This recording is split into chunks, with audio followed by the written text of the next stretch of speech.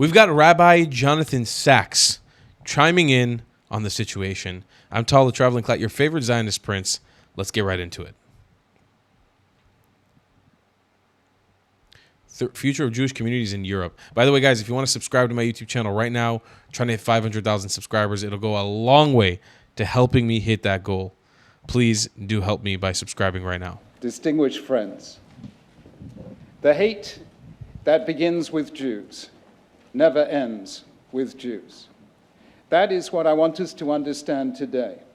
It was not Jews alone who suffered under Hitler.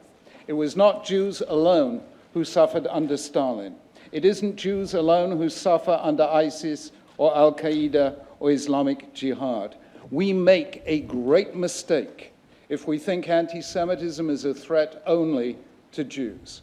It is a threat first and foremost to Europe and to the freedoms it took centuries to achieve. Anti-Semitism is not about Jews. It is about anti-Semites. It is about people who cannot accept responsibility for their own failures and instead have to blame someone else. Historically, if you were a Christian at the time of the Crusades or a German after the First World War, and you saw that the world had not turned out as you thought it would, you blamed the Jews. That is what is happening today. And I cannot begin to say how dangerous it is, not just to Jews, but to everyone who values freedom, compassion, and humanity.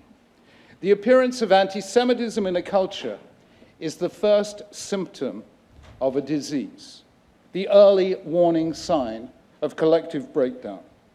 If Europe allows anti-Semitism to flourish, that will be the beginning of the end of Europe.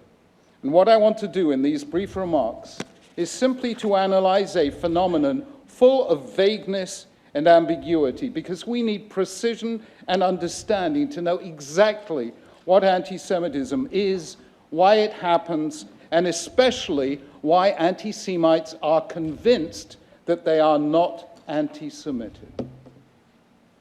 First, let me define anti-Semitism. Not liking Jews is not anti-Semitism. True. We all have people we don't like. True. That's okay. That's human.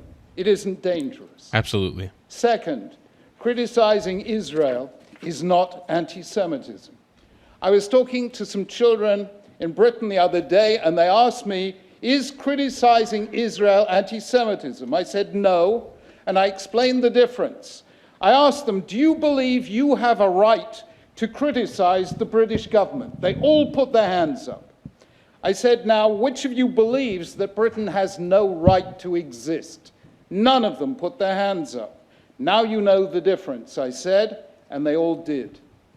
Anti-Semitism means denying the right of Jews to exist collectively as Jews with the same rights as everyone else. It takes different forms in different ages. In the Middle Ages, Jews were hated for their religion. In the 19th and early 20th century, they were hated because of their race. Today, they are hated because of their nation state, the State of Israel. It takes different forms, but it remains the same thing, the view that Jews have no right to exist as free and equal human beings. If there is one thing I and my contemporaries never expected, it was that anti-Semitism would reappear in Europe within living memory of the Holocaust. The reason we didn't expect it was that Europe had undertaken the greatest collective effort in all of history to ensure that the virus of anti-Semitism would never again infect the body politic. It was a magnificent effort of anti-racist legislation, Holocaust education, and interfaith dialogue. Yet anti-Semitism has returned despite everything. On the 27th of January 2000, representatives of 46 governments from around the world gathered in Stockholm to issue a collective declaration of Holocaust remembrance and the continuing fight against anti-Semitism, racism, and prejudice. Then came 9/11, and within days, conspiracy theories were flooding the internet, claiming it was the work of Israel and its secret service, the Mossad. In April 2002, in the middle of Passover, I was in Florence with a Jewish couple from Paris when they received a phone call from their son saying, "Mom, Dad, it's time to leave France. It's not safe for us here anymore." In May 2007, in a private meeting here in Brussels, I think in this building, I told the three leaders of Europe at the time, Angela Merkel, President of the European Council, José Manuel Barroso, President of the European Commission, and Hans-Gert Pöttering, President of the European Parliament, that the Jews of Europe were beginning to ask whether there was a future for Jews in Europe. That was more than 9 years ago. Since then, things have become worse.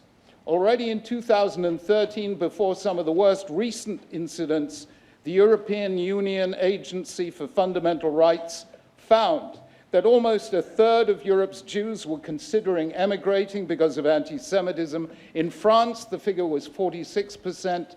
In Hungary, 48%. Let me ask you this. Whether you are Jewish or Christian or Muslim, would you stay in a country where you needed armed police to protect you while you prayed? Would you stay in a country where your children need armed guards to protect them at school?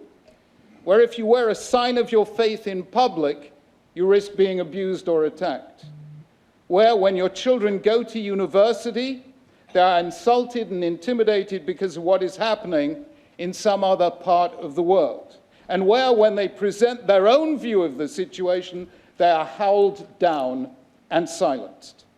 This is happening to Jews throughout Europe. In every single country of Europe, without exception, Jews are fearful for their or their children's future. If this continues, Jews will continue to leave Europe until, barring the frail and the elderly, Europe will finally have become Judenreich.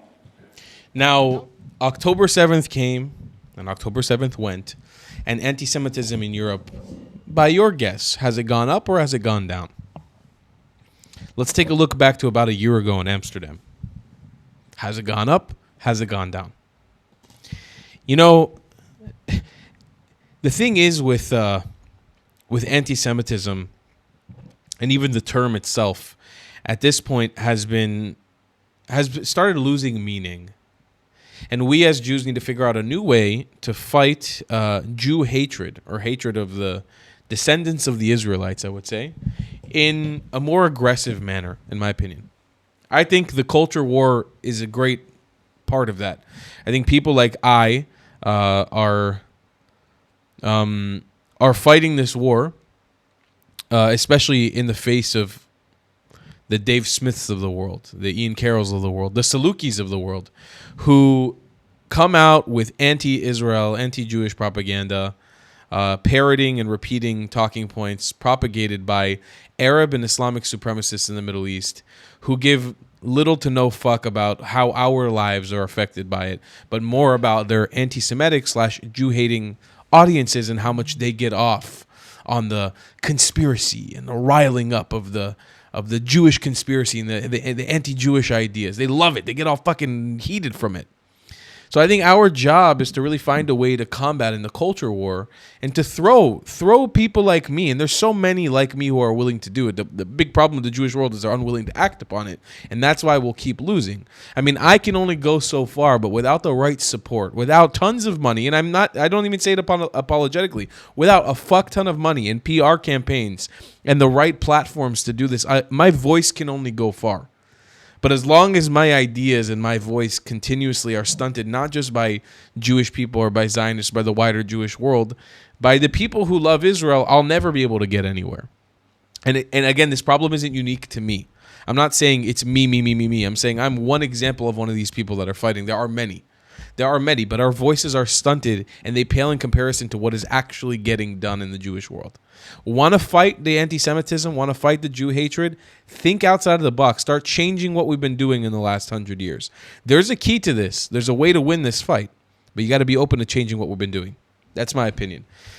I love you guys a long time, and I'll see you in the next one. Goodbye, class. If you believe in my content and want to support me, just know your help is needed. There's a bunch of great ways to support me, being PayPal, Buy Me a Coffee, or joining my Patreon community down below. Patreon is the best way to support my channel, and you'll get a bunch of cool perks depending on what tier you join. Another great way to support me is by buying my merchandise on thetravelingclat.com. I regularly drop new merch designs like this beautiful hat or this amazing shirt, where you can support the channel and get something cool for yourself. I also have an amazing Discord community with people from all over the world. Thank you so much for your support.